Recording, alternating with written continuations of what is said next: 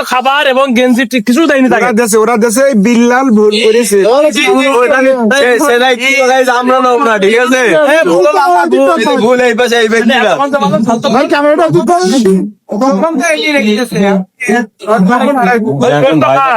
বিল্লাল ভাই, তুমি এগুলো করলে কেন?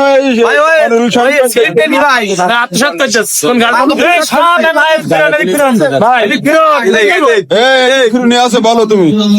ওই সব এই বিল্লাল ভাই